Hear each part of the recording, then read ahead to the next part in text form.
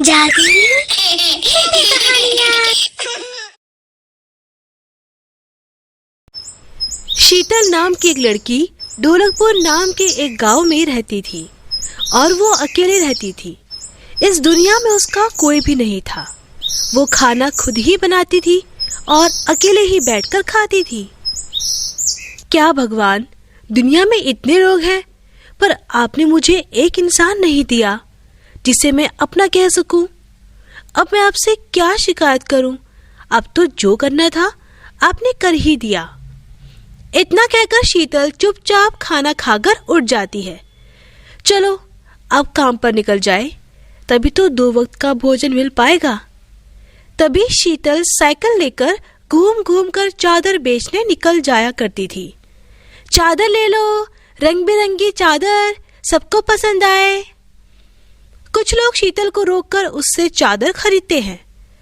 वाह, आज खाने का इंतजाम भी हो गया। चलो ऊपर वाले, जितना निर्दय मैं आपको समझती हूँ उतने निर्दय तो आप नहीं हो। फिर वह चिलचिलाती धूप में चादर बेच बेच कर जब वह बहुत थक जाती है, उसे बहुत पसीना भी आ रहा होता है। ओह, आज तो बहुत ज्यादा गर्मी है। एक काम करती हूँ, थोड़ी देर आराम कर लेती हूँ, फिर चादर बेचने चलती हूँ। शीतल को भूख भी बहुत जोरों की लगी थी। इधर कुछ खाने का सामान भी दिख रहा है। क्या करूँ, कुछ खा लेती हूँ। शीतल को एक छोटा सा ढाबा दिखाई देता है। शीतल उस ढाबे के अंदर जाती है और कहती है, अरे काका, कुछ खिलाओ बढ़िया सा, बहुत भूख लगी है। आज ढाबा लगाने में बहुत देरी हो गई है। अभी अभी ढाबा खोला है। खाना बनने में थोड़ा सामान लगेगा। आप कुछ घंटे बाद आना बेटी। अरे, लगता है आज का दिन ही खराब है। यहाँ तभी कुछ खाने को नहीं है। शीतल उदास होकर ढाबे से बाहर आ जाती है। क्या किस्मत है मेरी। चलो अब वापस चादर बेचने ही निकलती हूँ। लगता है आज खाना नहीं मिल पाएगा। शीतल वापस अपनी साइकिल उठाती है और उसी धूप में चादर बेचने निकल जाती है। एक औरत शीतल को रोकती है। अरे चादर वाली बहन, जरा रुकना। जी बोलिए। मेरी माँ कह रही थी उसे नई चादर चाहिए। एक काम कीजिए, आप मेरे साथ मेरे घर चलिए। मेरी माँ अपनी पसंद के इसमें से कोई भी चादर ले लेगी।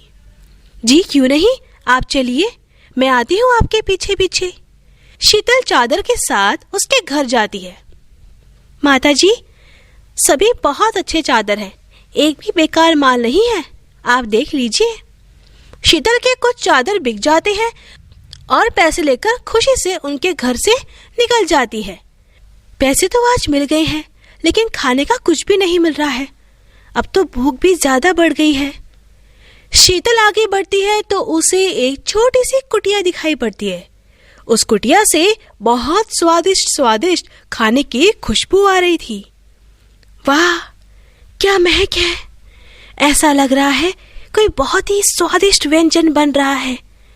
जब शीतल उस खुशबू की ओर खींची चली जाती है, उसे भूख भी जोरों से लगती है और इतनी स्वादिष्ट महक उसे रोक नहीं पाती।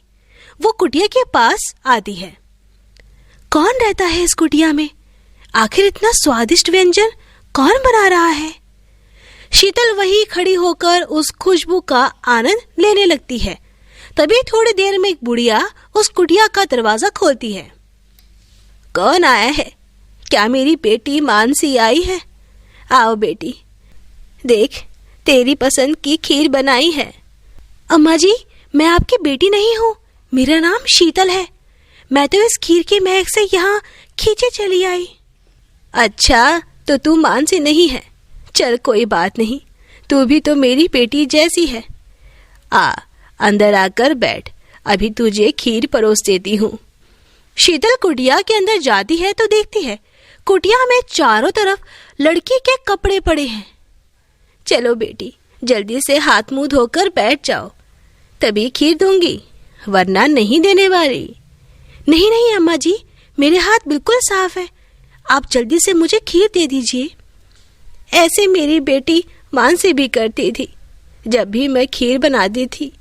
अच्छा चल, आज तेरी बात ही मान लेती हूँ। इतना कहकर बुढ़िया एक कटोरी में खीर निकाल कर लाती है। शीतल खीर खाते ही कहती है, वाह, सच में मजा आ गया ऐसी स्वादिष्ट खीर खाकर। मैंने ऐसी खीर कभी नहीं खाई थी। शीतल तुरंत सारी खीर चटकर जाती है। अरे बेटी, आराम से खाओ, खीर बहुत गर्म है, मुंह जल जाएगा। अम्मा जी, ये देखिए, तुरंत खत्म कर दी मैंने सारी खीर। तू बैठ, मैं और लेकर आती हूँ। इस तरह बूढ़ी अम्मा शीतल को मन भर के खीर खिलाती है। अब बस, अब और नहीं खा पाऊंगी। वाह, क्या खीर थी।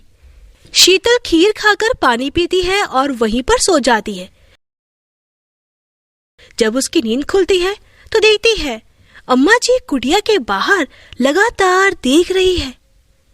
क्या हुआ अम्मा जी, आप लगातार कुटिया के बाहर क्या देख रही हो? मैं अपनी बेटी का इंतजार कर रही हूँ। कहाँ रहती है आपकी बेटी? पता नहीं, 4 साल से वापस आई ही नहीं। बोल के गई थी आएगी, जंगल से लकड़ियाँ काट कर, मगर अभी तक नहीं आई। हर रोज इसका ही इंतजार करती हूँ।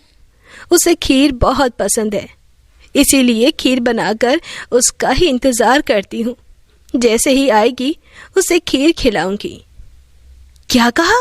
वो 4 साल से वापस नहीं आई और आप 4 साल से उसका इंतजार कर रही हैं? हाँ बेटी, ये सब देख रही हो, इस कुटिया में जितने भी कपड़े हैं सभी उसके हैं। वह इसी तरह रख कर गई थी, आएगी तो इसी तरह देखकर खुश हो जाएगी। बुढ़िया की बातें सुनकर शीतल की आंखों में उदासी जाती है। शीतल सोचती है कि वह लकड़ियां काटने गई थी तो अभी तक लौट के क्यों नहीं आई। इसका मतलब हो सकता है किसी जंगली जानवर ने उसे अपना शिकार बना लिया हो। अम्मा जी, आप भी मुझे अपनी बेटी मान सकती हैं।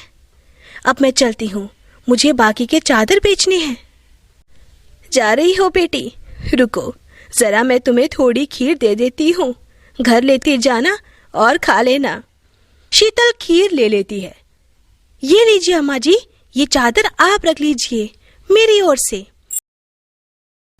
शीतल घर आ जाती है और थोड़ा आराम करके रात का भोजन बनाने में लग जाती है और खीर भी खाने के साथ निकाल कर बैठती है।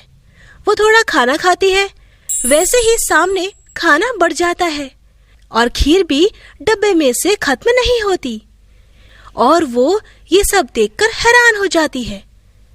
अरे, ये तो कोई जादुई खीर लगती है। खीर खाते ही इतना सारा खाना आ गया और खीर भी खत्म नहीं हो रही।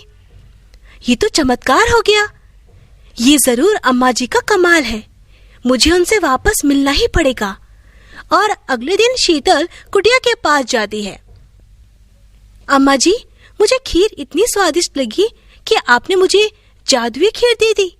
आपका बहुत बहुत धन्यवाद। मैं पैसे तो कमा लूंगी और खाना भी तरह तरह का खा लूंगी, लेकिन मुझे जिंदगी में कोई प्यार करे ऐसे लोग की बहुत कमी है। क्या आप मेरे साथ मेरे घर पर रहेंगी? आपकी बेटी तो नहीं आई, आप मुझे ही बेटी समझकर मेरे साथ रह लीजिए। ये सुनकर वह बूढ़ी अम्मा उदास हो गई। ठीक है बेटा, मैं तुम्हारे साथ जरूर चलूंगी। शीतल उन्हें लेकर अपने घर आ जाती है। बेटा, जब भी तुम्हें कुछ चाहिए होगा मुझसे मांगना, मैं तुम्हें जरूर वो चीज ला कर दूंगी। मगर अम्मा जी, आप ये सब कैसे कर लेती हैं? बेटी, मेरे पास कई प्रकार की जादुई शक्तियां हैं। ये सब उसी का परिणाम है। शीतल अम्मा जी को प्रणाम करती है और दोनों हंसी खुशी साथ रहने लगते हैं। तो दोस्तों, अगर आपको हमारी कहानी पसंद आई हो तो इसे लाइक करना और शेयर करना और हमारे चैनल को सब्सक्राइब करना मत भूलना।